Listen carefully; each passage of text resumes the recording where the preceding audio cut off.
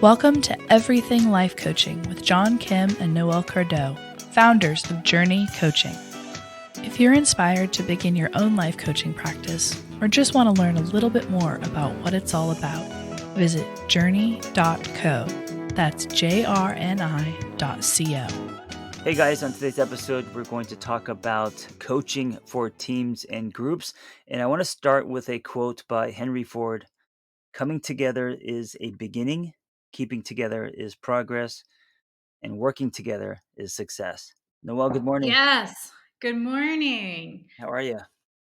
I'm well, and I'm excited for this topic, partially because you have such long experience with groups, and also to kind of explore this psychologically from the perspective of two people who don't have any formal business training but found themselves being managers of teams. Yeah, yeah. We were just thrown in it. Totally. We were thrown in it, and sometimes I think that having a background in coaching and positive psychology and therapy really helps because as we'll learn, healthy relationships are so much the cornerstone of effectiveness at work. Yeah, I absolutely. I think if you don't have this kind of training, you could end up trying to control, that whole like running a group or a company with an iron fist. That happens a lot if you don't have training to create that safe space. Absolutely. And when I talk to folks who are working on issues of workplace well being and employee happiness, the one thing that I hear consistently is people don't leave organizations because they don't like their jobs. They leave organizations because Mhm. they don't like their managers. You know what? That makes me really sad. Mhm. Because it's like that shouldn't be the case. It should be the case because that the work doesn't match them or fulfill them, not because of the management. Absolutely. And, and bringing in a bridge of empathy for managers as well. Nobody wakes up in the morning and says, I want to be a terrible manager. I want to create a miserable experience. A lot of times when managers are given feedback, they are shocked that they're not measuring up in terms of employee well being. Yeah, do you think that a lot of the way that people manage is fear-based? It's really hard to say. One of the Yeah. biggest disconnects that I've seen in recent years is that managers are typically promoted because they're very good at their jobs, but they're not Yeah. necessarily good at interpersonal relationships, working with people, caring about people, bringing in the whole life approach. And that's fair. To be very good at your job is one thing, and to be very good at managing people is a completely different skill set. Yeah, but then I wonder, since I believe that with leadership, managing people is part of it, then are you really good at your job?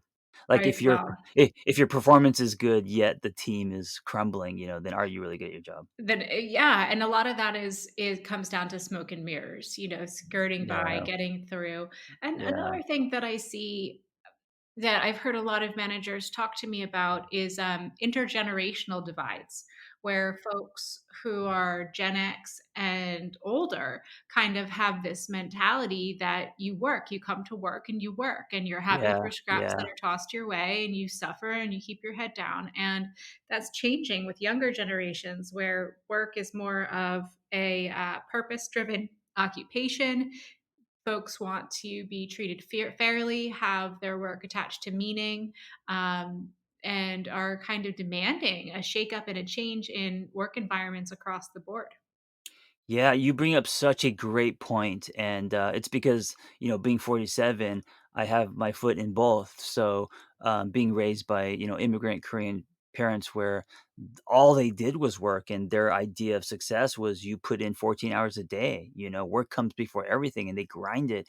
And then my other foot in this new generation, where no, it's not about working harder; it's about working smarter, and it's about designing your life, and it's about other things that are just as important as work that you put into your life. So work the whole work life balance thing. Oh, very much so. And I Yeah, think that's where the divide really needs to be bridged. And that's where coaching comes into place. I remember yeah, Years ago, Google did a landmark study about employee satisfaction. And across the board, it was shown that managers who ask about your employees' goals, ask about their whole lives, understand if they have kids, if they don't, have kind of having a whole picture of not just somebody who's coming in and being a cog in a machine, are the managers that really help their teams flourish. Yeah, absolutely. I think you're a great example of that. I mean, just watching the way that you spearhead journey, and also seeing your growth personally and professionally. You've always made an effort to humanize yourself. You've always made a space to be empathetic, and I think that's everything when it comes to working at journey. Thank you. Thank Yeah. you. And it's hard. It's really hard to actually strike that balance and make sure that things are getting done, that initiatives are moving ahead, and kind of structuring things so that we're not just focused on the whole person. I think that that's probably an area that I need to grow a little bit more. So let's take a look at this. Ron Friedman is one of the leading researchers in happy organizations. And if you're thinking about your own office, and even if you're not a decision maker, there are three aspects that we can all bring into our workplace every day. And I think that this is becoming increasingly more apparent how important the different kinds of balances are as we're in this pandemic land where work is really changing and our concepts of work at home are getting blurred. So, step number one is work life balance that supports employee well being. Yes. Yes. Yes to this 1,000%. Let's go deeper Yeah. on it. Yeah, and we'll get there. But so, work life balance, what does that look like for you? For me, so this resonates with me because I never had work life balance because in screenwriting and working in various treatment centers, it was all about punching the clock and putting in the hours and grinding. And then as I started to go through my rebirth and kind of like ask myself what's important in my life and how do I want to live it, I realized being well, and making an effort to do that is part of work. It's like your responsibility to be well, so you can be more productive. That you could bring more to the table. And so yeah, so for me, this is huge. It's something that I really try to hold up high now as far as priority. It is huge. And, this begs the question of when individuals aren't at work, what are they doing with their time? What do they want to be doing with their time? You have a new little baby at home. You're enjoying all of the aspects that come with fatherhood. You're sleeping less. And so, taking into account where you are in life in order to create this kind of balance, those things need to be not only on the table, but kind of held up by the entire organization as valid, as viable places for time to be spent, so that when you are at the table that is work, you're committed to it because we have those brief moments together. Yeah. And I the work life balance thing is that definition is also tricky for me because there's another part of me that doesn't believe in balance, meaning if you want to be great at anything in this world, there it requires obsession. It requires you to really in a way lose yourself. You just got to come back. But, the amount of hours it takes to be good at anything, whether it's life coaching, running a team, or blogging, or writing, or anything athletic, that takes a ton of work. You can't just say, I'm going to balance my life and then also want to be really great. And that's a fantastic point. So let's move on to number two, because I think it kind of rolls right in. So, the second thing that you can do to cultivate an extraordinary work environment is to create environments at work that actually promote engagement. Okay. Yes, this is a hot topic now because so many people are working from home. So many people are working from home, but as you're talking about that obsessive quality of working hard, of figuring it out, of getting over the hump, to me that's engagement. So when you're at work, there needs to be an environment that is mentally stimulating, that is exciting, that people are engaged, that they're in flow, that they have opportunities to experience flow, so that you can get to that kind of obsessive lose track of space and time flow Yeah. state. Yeah. One memory that comes to my mind is I was working for this treatment center, and in order to go to the restroom, you had to sign out. And I Mm. remember it was probably the worst job I've ever had. And I remember sitting in the bathroom stall, and there was a low when I was actually crying, wondering how I was going to get out of this and feed myself and save my marriage. And I just remember that the space that they created was so toxic that it really felt like I was in a prison. Ugh, that's and that Yeah. I think everybody can relate to that soul-sucking feeling of, "I just can't drag myself. I just can't Yeah. force myself through Yeah. this," and, it's fascinating to me looking out into the world, and I've worked in shops like that where, there's this pervasive feeling that if we just control people a little bit more, then what? Mhm. What was the outcome of you signing out to go to the bathroom, you know? Well, they got nothing out of me other as far as, like, any kinda gifts that I had because I was in a toxic, I mean, it was a basically a toxic relationship, so with them trying to control me, they didn't get any gifts out of me. Mhm. They just killed them. Yeah, and that bleeds right into number 3 of satisfying basic psychological needs for autonomy, developing competence, and relating to other people. And those last 3, that comes from self-determination theory. And so these are straight up action steps, just like John was talking about, crying in the bathroom at work. That is never an experience that I want anybody to have at our shop. I've cried at work. I've cried out of frustration. I've cried because I'm exhausted. I've cried maybe once or twice out of anger. But it's never been because I was being controlled. Right, absolutely, and then there's also, from there, there's anger, there's resentment, there's a lot of buildup that's gonna happen too. Absolutely. So, let's talk about autonomy. And this can be really scary for managers and mid-level and upper-level managers to really wrap their head around is what's the balance. So, looking at your own team, John, what's your relationship with the autonomy of other people like? So yeah, so with me, and especially this year, as my brand grows, um, I actually try to kind of follow what you do, which is create a space where people can thrive and be happy and do their own thing, and you're allowing them to swim. At the same time, of course, there's things that need to get done, and there's to dos and there's tasks, but that balance it's hard. But I think because I know for me what's important in all the my partnerships or even as an employee is when someone gives me that space, I just want to do more and I really value it. And so I do my best to give that space to people on my teams. Absolutely, absolutely, and it takes high levels of trust.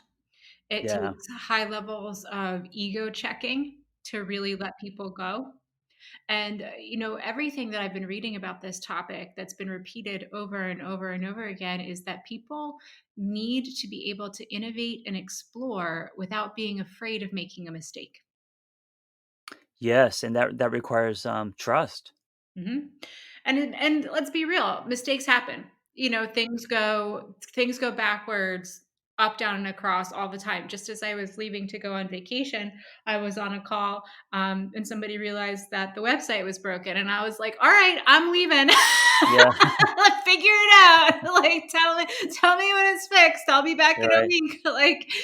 And so I think it would be so easy to get wrapped around the axle and want to stay on that problem and stay on that Hmm. problem until it's fixed. But realistically, there's nothing that I could do. So, even giving people the space to make mistakes and then fix them, it really helps in terms of just the psychological ability to wake up every day and not feel afraid. Yeah, I mean, I think letting go of the wheel is extremely difficult, especially if you're someone that's used to, um, you know, having control in your life. If you tend to be a perfectionist, all of that stuff, it's going to bring you anxiety. Oh, sure. Yeah. And this is an interesting one, especially with the changing space of work with COVID, is personalized space. How do you think Mm. that in virtual environments we can help people to have their own kind of signature spaces? Yeah, I think we're all learning that now. I think, the idea of creating life within your life, especially when you can't go outside, or when you're working from home, the word that comes to my mind is structure. Like, if you're working from home, the days can bleed where you're just on the couch doing nothing, without structure, and without spaces inside your home where this is where you do this is where you do that. It's really hard to be productive. It's really hard to feel motivated. Oh, sure. And I was even thinking along the lines of, having everybody in the team really craft a neat signature or a quote, or just Mhm. that emailing styles are so different, and to kind of celebrate those differences and say, wow, how can Yeah. we put our own personal stamp and have our own personality show up in the roles that we do have? Yeah, I think it's the connection among the team. So Mhm. whether it's email or Zoom or Slack, or it doesn't matter, that banter, that connection, that kind of knowing that we're all in this together, holding hands. I think that's what it creates an emotional structure and safety. Oh yeah. And with that is meaningful and personalized recognition, just really taking time to get to know someone and set aside time. And we kind of do this naturally. We're really good at gratitude bombing. Um, and you asked me for my 2-year goals that I've been avoiding. I want to sit down and write it this week. Um, and just kind of knowing, where everybody wants to go in life really helps with understanding, gee, this is a whole person perspective. Like, You just hit on something that I think is so important. And I actually, I asked my assistant to do the 2-year thing. And what's interesting is, in 2 years, she doesn't even see herself working for me. and so and so there's a part of me that's like, wait a minute, you're really great at being my assistant. I don't want you to go. And then there's another part of me that's like, oh, I'm really happy for you. I want you to go pursue your dreams that are bigger than being my assistant. And that's what's hard. It's like, but that's what builds trust, is like, championing um individual stories, and whatever those are. So, not, instead of grabbing, like holding them, with two hands. yeah, it's, and I think so much of the work that we take time to do on ourselves in our personal relationships, we would be incredibly well served if we brought that over into the workspace. Not being afraid of someone moving on, not being afraid of growth, not clinging to people so tightly that they're like, I don't like the way this feels. Yeah, and then, taking a look at the what happens in these high quality relationships, and how that can be done at work. A lot of the research says that workplace friendships are a strong predictor of job satisfaction. Oh yeah, absolutely. I mean, how could they not be? Because um working with other people, I mean, having that community. Yeah, for me, it's the same thing with fitness. Going to classes and hanging out with people, having that social engagement, just makes me want to work harder with my connection to my body. Oh, yeah, absolutely. And those friendships feed collaboration. They Hmm. feed psychological safety to take risks. Right, Um, right. and the other piece that I thought was really interesting that I want to give a little bit more thought to, and I'd love your take on it, is having an established narrative for your team or Mm. your company that gives everybody a sense of purpose and direction in a shared goal. So when you talk about creating a narrative to give a team of purpose, are you talking about everyone holding on to the same flag? Are you talking about a mission statement? What do you mean by creating a narrative? I think it's all of the above. And I was just coming at it from, a pure coaching perspective of self-determination, of maybe saying, okay, well, this is the mission of the company. What part of this do you adhere to? Or for your given role, how do you want to reflect the values of the company in your own work? And maybe even creating these little spaces for people to have mastery experiences in aligning with mission and vision within their own little role. I think that process makes the work and the company bigger than them, and so uh, it's very empowering. It doesn't feel like you're in it by yourself. It feels like you're doing something that's bigger than you. Yep, shared goal, moving in the same direction and attaching to meaning and purpose. I mean, this is positive psychology 101 that has emphasized the personal benefits of relationships and connectedness. So it's good for business too.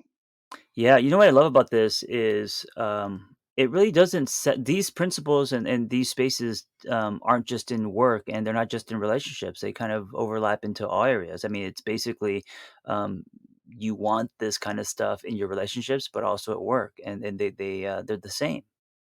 100%.